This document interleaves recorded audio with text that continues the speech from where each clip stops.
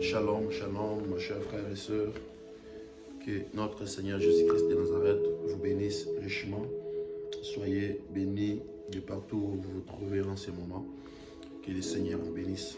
C'est votre humble serviteur, apôtre Caleb, qui vous la casse comme d'habitude, si je me présente devant vous comme ça, c'est pas pour parler de futilité. Je viens toujours vous parler de la part de notre Seigneur Jésus-Christ de Nazareth. Tel nous a été donné comme mission pour apporter la bonne nouvelle pour l'édification des corps de Christ. Que Dieu soit avec vous. Je sais que il y a un moment où vous avez remarqué une petite pause. Cette pause était due à... je suis en train de préparer certaines choses qui sont bonnes aussi, qui seraient aussi au profit des enfants de Dieu. Voilà pourquoi vous avez remarqué cette petite pause. Alors, nous sommes toujours là. Étant serviteurs de Dieu, nous ne croisons pas les bras. Nous sommes toujours bras ouverts, comme il nous a été recommandé d'aller partout dans le monde et de prêcher la bonne nouvelle. Et ce matin, j'aimerais un peu vous lire un tout petit verset. Et je crois que je ne dois pas vous prendre beaucoup de temps. Et je suis dans les livres des 2 Pierre. Je suis au 5e verset. Écoutez ce que les chrétiens nous disent. Il dit, à cause de cela même... Non, je commence au 3e verset pour... non, je peux commencer au 1er verset pour qu'on essaye un peu de comprendre le message, un tout petit message que je vais donner ce matin. Simon Pierre, serviteur et apôtre de Jésus-Christ, à ceux qui ont réussi en partage une foi du même prix que la nôtre, par la justice de notre Dieu et du Seigneur Jésus-Christ. Que la grâce et la paix vous soient multipliées par la connaissance de Dieu et de Jésus notre Seigneur.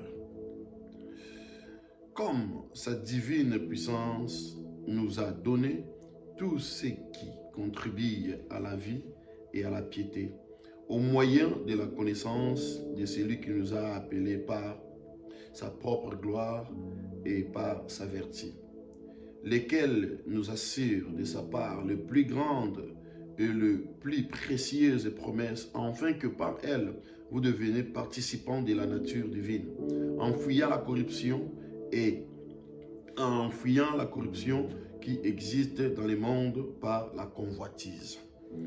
Maintenant, là où je devais lire la portion qui est pour, que j'ai choisi, que Dieu a mis à nous pour partager ce matin, c'est au 5e verset.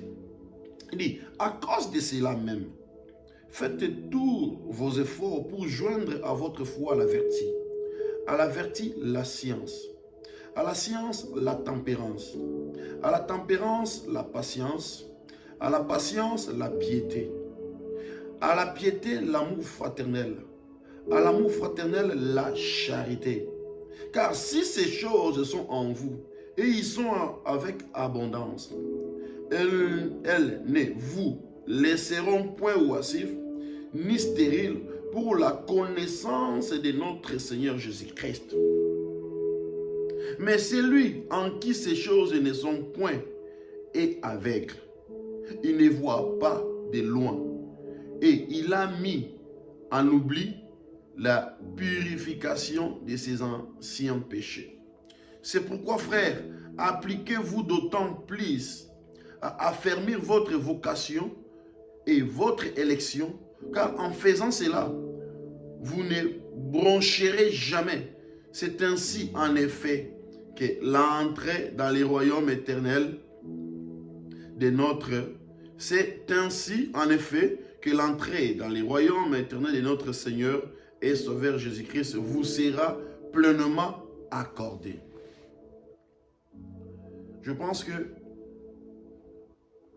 on nous appelle des chrétiens, nous nous appelons nous-mêmes des chrétiens, mais nous ne sommes pas chrétiens seulement parce que nous avons cru en notre Seigneur Jésus-Christ. Mais nous sommes aussi chrétiens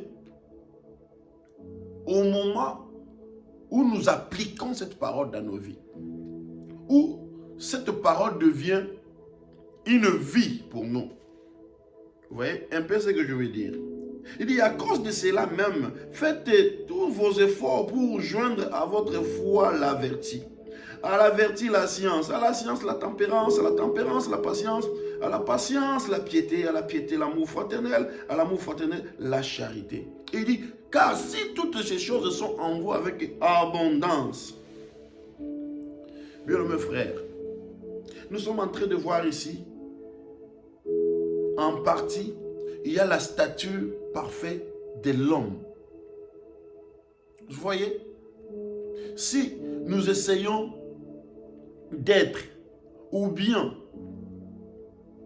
d'être ce que les Écritures nous disent d'être,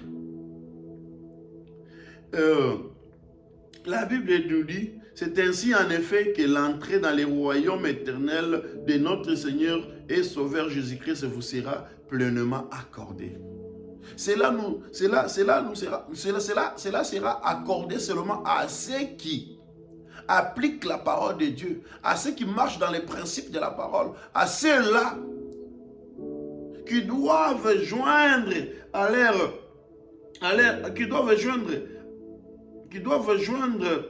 foi la vertu, à la vertu la science, à la science. Quand on parle de la science, on parle de la connaissance, à la science la tempérance, à la tempérance la patience, à la patience la piété, l'amour fraternel, la charité. Aujourd'hui, entre nous, les frères, entre nous, les sœurs, nous nous haïssons. Nous sommes en train de retrouver le monde dans l'église. Nous avons oublié le vrai personne que Dieu nous a créé. Dieu nous a donné la responsabilité, les potentiels que nous devons incarner, que nous devons montrer devant les gens que nous sommes de lui, que nous venons de lui. Voilà pourquoi, bien-aimés, ce matin, j'aimerais nous dire une chose, que nous devons changer notre façon de faire des choses. Nous devons nous accorder à la parole de Dieu. Nous devons faire ce que l'Éternel nous demande de le faire. S'il n'y a pas la tempérance, s'il n'y a pas la foi, s'il n'y a pas la connaissance, s'il n'y a pas la science, s'il n'y a pas l'amour, s'il n'y a pas la charité, que serions-nous? Qui sommes-nous qui sommes-nous sans toutes ces choses en nous? Nous nous appelons chrétiens. Voilà pourquoi rien ne marche dans nos vies. Voilà pourquoi rien ne marche dans nos pays. Pourquoi? Parce que nous avons abandonné Dieu. Et nous croyons que nous sommes encore ses enfants. Bien évidemment, nous sommes ses enfants. Mais quand on l'abandonne, il faut aller récupérer Dieu là où vous l'avez laissé. Parce que Dieu lui-même, de son côté, il n'abandonne pas ses enfants. C'est nous, avec notre cupidité, avec notre égoïsme, nous avons laissé Dieu pour satisfaire nos propres désirs. Arrêtons avec toutes ces choses. La Bible nous dit que l'heure est venue et elle est déjà venue. D'où les vrais adorateurs adoreront le Père en esprit et en vérité. Nous devons entrer en Christ, accomplissant sa parole, vivant, appliquant sa parole dans nos vies. Voilà comment on doit être de vrais et véritables chrétiens. Et non en parlant en mal contre les autres. Et non en critiquant son propre frère. Et non haïr son propre frère. Mais être en Jésus, c'est vivre dans l'amour. C'est supporter son frère, aimer son frère.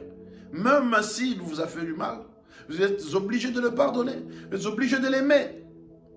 Pour accomplir seulement la parole de Dieu. Si vous ne pouvez pas faire ça pour vous, faites-le pour votre maître. Faites-le au moins pour votre créateur. Et là, il dit, c'est ainsi en effet que l'entrée dans les royaumes éternels de notre Seigneur et Sauveur Jésus-Christ vous sera pleinement accordée. Donc tout ce que nous faisons sur terre, c'est pour ça. C'est pour l'entrée dans les royaumes de notre Seigneur Jésus-Christ. Si c'est pour ça, alors ne nous inquiétons pas de tout ce qui se passe dans ce monde. Ne nous inquiétons pas pour ça. Inquiétons-nous pour au moins la fin de notre vie. C'est entrer dans les royaumes éternels de notre Seigneur Jésus-Christ. Et la Bible nous dit, cela vous sera donné pleinement. Et cela vous sera pleinement accordé. Je vous apporte ceci ce matin pour édifier vos cœurs, vos esprits. Que le Seigneur Jésus-Christ de Nazareth vous bénisse. J'espère qu'on doit se revoir très bientôt. Shalom et à plus.